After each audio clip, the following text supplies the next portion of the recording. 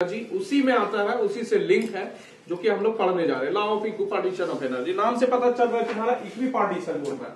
Equipartition मतलब समझ लो कि इक्वी का मतलब हो गया इक्वल और पार्टीशन मतलब भाग करना, ठीक है। तो इक्वल भाग में तुम्हारा एनर्जी का बंटवारा होगा, तो इसी को हम लोग क्या बोलेंगे, law of equipartition of energy. अब इसका मतलब समझ लो हम लोग क्या क्या कर रहे हैं। देखो हम लोग क्या कंसीडर किए हैं, एक मॉलिक्यूल है मेरे पास बच्चा, ठीक है, गैस का, ठीक, जिसका मास m है, ठीक है, और मूव कर रहा है वेलोसिटी v से। तो इसका काइनेटिक एनर्जी तुम्हारा जान रहा है हाफ एम वी स्क्वायर होगा।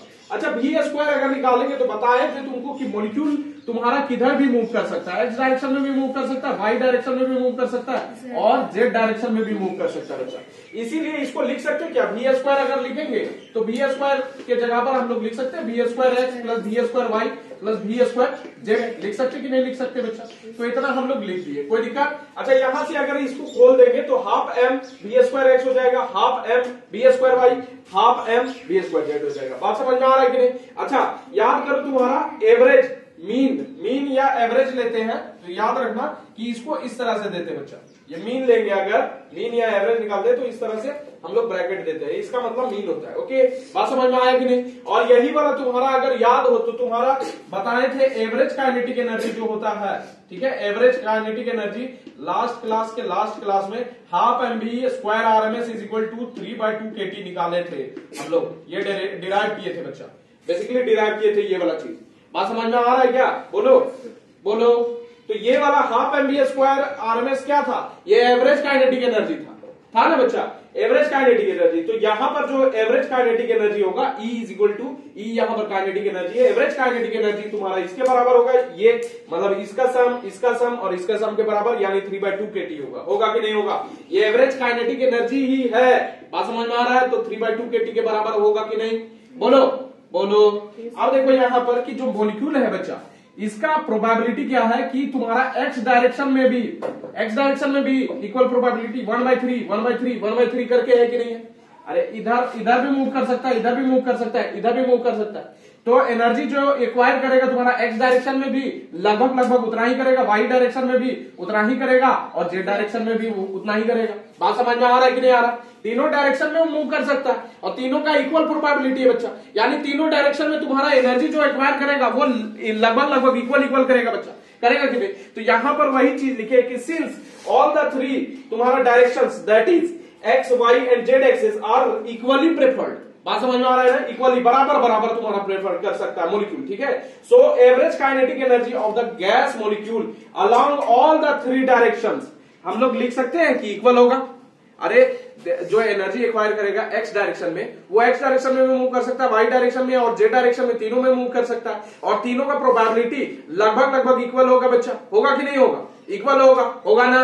अरे इक्वल होगा, बात समझ में आ रहा है कि नहीं। तो तीनों डायरेक्शन में जो एनर्जी एक्वायर करेगा काइनेटिक एनर्जी वो लगभग इक्वल होगा कि नहीं होगा, बात समझ में आ रहा है कि नहीं आ रहा। तीनों डायरेक्शन में मूव कर सकता है, प्रोबेबिलिटी तीनों का इक्वल है। तो तुम्हारा क्या लिख सकते हैं, half M B square X is equal to लिख सकते हैं half M B square Y is equal to half M B square Z is equal to half kT लिख सकते हैं क्या। अरे एक हाफ kT मतलब तुम्हारा एक half M B square X के लिए हाफ kT हो गया, हाफ kT होगा कि नहीं, इसके लिए भी हाफ kT, बात समझ में आ रहा है कि नहीं आ रहा। अच्छा इसके लिए भी तुम्हारा हाफ kT, तो 3/2 kT निकलेगा कि नहीं निकलेगा बच्चा। तो सब के बराबर जो काइनेटिक एनर्जी एक्स डायरेक्शन में होगा वो भी हाफ kT के बराबर होगा, half M B square Y भी जो होगा वाई डायरेक्शन में वो भी हाफ kT के बराबर होगा, और half M B square Z जो होगा वो भी तुम्हारा क्या होगा, हाफ kT के बराबर होगा। बात समझ में आ रहा है कि नहीं आ रहा। अच्छा याद करो तुम्हारा डिग्री ऑफ फ्रीडम में बताए थे, तुम्हारा एक्स डायरेक्शन में डिग्री ऑफ फ्रीडम जो बताए थे, एनर्जी जो एक्वायर कर रहा था, ट्रांसलेशनल डिग्री ऑफ फ्रीडम बताए थे तुम्हारा बच्चा कि half M B square X होता था, वाई डायरेक्शन में तुम्हारा half M B square Y होता था और जेड डायरेक्शन में half M B square Z होता था, यानी 3 डिग्री ऑफ फ्रीडम था तुम्हारा। बात समझ में आ रहा है कि नहीं आ रहा। एक मोनो एटॉमिक मॉलिक्यूल के लिए तुम्हारा 3 डिग्री ऑफ फ्रीडम होता था बच्चा, तीनों डायरेक्शन में जा सकता था, बात समझ में आ रहा है, यानी तीनों डायरेक्शन में एनर्जी एक्वायर कर सकता था। बात समझ में आया क्या, बताओ बोलो। तो एक डायरेक्शन में कितना एनर्जी एक्वायर करेगा, half M B square X करेगा कि नहीं करेगा, और half M B square X जो है वो तुम्हारा हाफ kT के बराबर है कि नहीं है। बात समझ में आ रहा है कि नहीं आ रहा, इतना बात समझ में आ रहा है। तो एक्स डायरेक्शन में भी तुम्हारा हाफ kT एक्वायर करेगा, वाई डायरेक्शन में भी हाफ kT एक्वायर करेगा और जेड डायरेक्शन में भी हाफ kT एक्वायर करेगा, यानी तीनों डायरेक्शन में इक्वी पार्टीशन हो जाएगा एनर्जी का, बराबर बंटवारा हो जाएगा। बात समझ में आ रहा है कि नहीं आ रहा। बुझले? अरे अगर एक रोटी है उसमें से 4 भाग कर दो, एक भाग जो होगा वो बराबर बराबर होगा। तो उसी तरह यहाँ पर पार्टीशन हो गया। बात समझ में आ रहा है ना? एक्स डायरेक्शन में भी तुम्हारा हाफ के टी, वाई डायरेक्शन में भी तुम्हारा हाफ के टी हो गया, जेड डायरेक्शन में भी तुम्हारा हाफ के टी। यानी एनर्जी का जो एक्वायर करेगा जो मॉलिक्यूल वो तुम्हारा हाफ के टी के बराबर होगा। बात समझ में आ रहा है कि नहीं? अगर डाई एटॉमिक मॉलिक्यूल लेंगे तो उसका तुम्हारा डिग्री ऑफ फ्रीडम 2 ठो रोटेशनल डिग्री ऑफ फ्रीडम जुड़ जा रहा था और 3 ठो ट्रांसलेशनल था, यानी 5 डिग्री ऑफ फ्रीडम था बच्चा। बात समझ में आ रहा है कि नहीं? तो वहां पर क्या हो जाएगा, 5/2 केटी हो जाएगा बच्चा। और 5/2 केटी में तुम्हारा हाफ केटी है, एक्स डायरेक्शन में जाएगा तुम्हारा, किसके कारण? तुम्हारा बोलो, एक्स डायरेक्शन में जाएगा ट्रांसलेशनल डिग्री ऑफ फ्रीडम 1 ठो, ठीक है। एक्स डायरेक्शन वाला रोटेशन वाला कट जा रहा था, याद करो, तुम्हारा रोटेशन वाला एक्स डायरेक्शन में कट जा रहा था डायटोमिक मॉलिक्यूल में, लेकिन तुम्हारा वाई और जेड वाला रह रहा था बच्चा। बात समझ में आ रहा है कि नहीं आ रहा? बुझलिस कि ना बुझलिस? बुझा रहा है ना? तो तुम्हारा जो 5 डिग्री ऑफ फ्रीडम है, यहां पर देखो कि हर एक डिग्री ऑफ फ्रीडम के लिए हाफ केटी का बंटवारा हो रहा है कि नहीं? अरे एक डिग्री ऑफ फ्रीडम के लिए हाफ केटी का बंटवारा हो रहा है कि नहीं? पहला degree of freedom x direction में, वाई डायरेक्शन में दूसरा डिग्री ऑफ फ्रीडम और तीसरा degree of freedom Z direction में बच्चा। तो हर एक में हाफ हाफ केटी हो रहा है कि नहीं? तो एक डिग्री ऑफ फ्रीडम में हाफ केटी हुआ कि नहीं हुआ? हुआ ना बच्चा। तो उसी तरह तुम्हारा उसमें बोल रहे हैं कि 5/2 केटी हो जाएगा डायटोमिक मॉलिक्यूल में, तो तुम्हारा क्या हो जाएगा? तो 5 डिग्री ऑफ फ्रीडम है, तो फिर से तुम्हारा हाफ हाफ केटी हो जाएगा कि नहीं 5 डायरेक्शन में? अरे हाफ इंटू 5 हो जाएगा कि नहीं 5 डिग्री ऑफ फ्रीडम के लिए? तो हाफ केटी पहला डायरेक्शन, दूसरा वहां पर रोटेशनल डिग्री ऑफ फ्रीडम आ जाएगा, इसीलिए तुम्हारा हाफ हाफ केटी का बंटवारा करेंगे हर एक डिग्री ऑफ फ्रीडम के लिए। बात समझ में आ रहा है कि नहीं आ रहा? देखो, a gas molecule having space has 3 degrees of freedom, है कि नहीं है? ठीक है, 3 डिग्री ऑफ फ्रीडम होगा, ठीक है। So energy associated with each degree of freedom half KT होगा कि नहीं?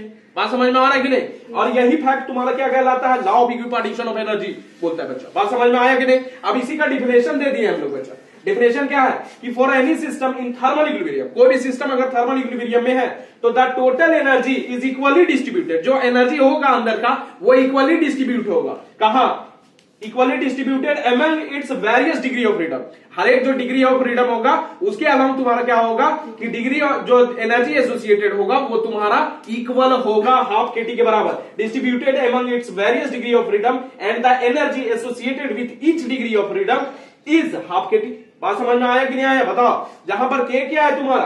बोल्ट्जमैन कांस्टेंट है बच्चा, 1.38 इंटू 10⁻23 जूल पर केल्विन। बात समझ में आ रहा है कि नहीं आ रहा? और टी तुम्हारा क्या हो जाएगा? Absolute temperature of the system. बात समझ में आ रहा है? बताओ। यहां तक कोई दिक्कत है? बताओ। नहीं ना?